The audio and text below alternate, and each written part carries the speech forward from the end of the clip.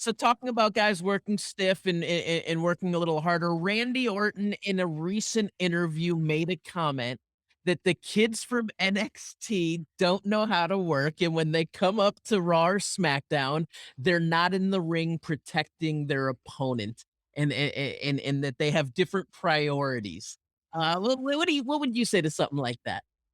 I don't disagree with him at all. I mean, look, for him to say they don't know what they're doing, like, okay. I mean, I guess you can say that, and he's right to an extent. But they know what they're doing. They just don't do it perfectly yet. You know what I mean? They don't do it as well as you do, Randy.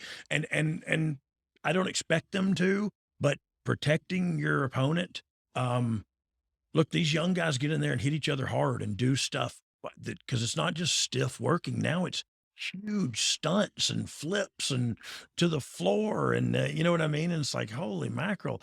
And so you have to protect yourself and you have to protect your opponent because at the end of the day, it is a work and it is a job. And I have to go home to my wife and children and be able to walk and pick up my grandchildren when I'm at my age. So I totally understand where Randy's coming from. I think Randy is correct. But where else? Sometimes guys go up there really early and they've never worked anywhere before. Some guys started during the pandemic and never worked in front of a live crowd and their character kind of took on. So they're up there now. You know what I mean? And look, I saw Randy literally, on the show talking to those street profits as the match was going on and he was in the ring with them. And I just thought, man, that's so awesome. Randy's teaching these kids as he's having a match with them. It's on the job training. That's how you have to do it because it was a different animal down there. It was more of a wrestling show. And so the tempo was faster, the speed was faster, and the wrestling was more important.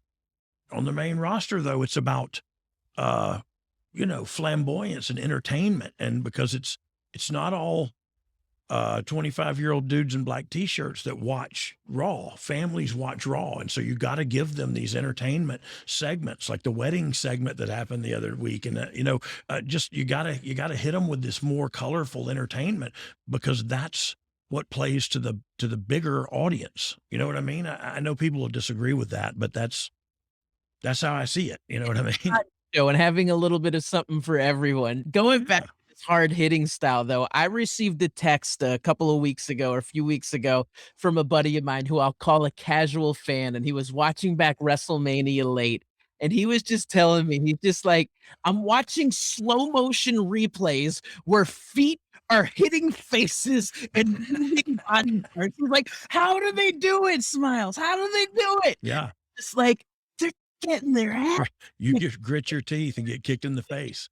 And that's, look, that's the name of the game, man. It's a nature of the beast. It ain't ballet, but it don't have to be real either. There's got to be a happy medium, and that was always my mantra was always the faker the better.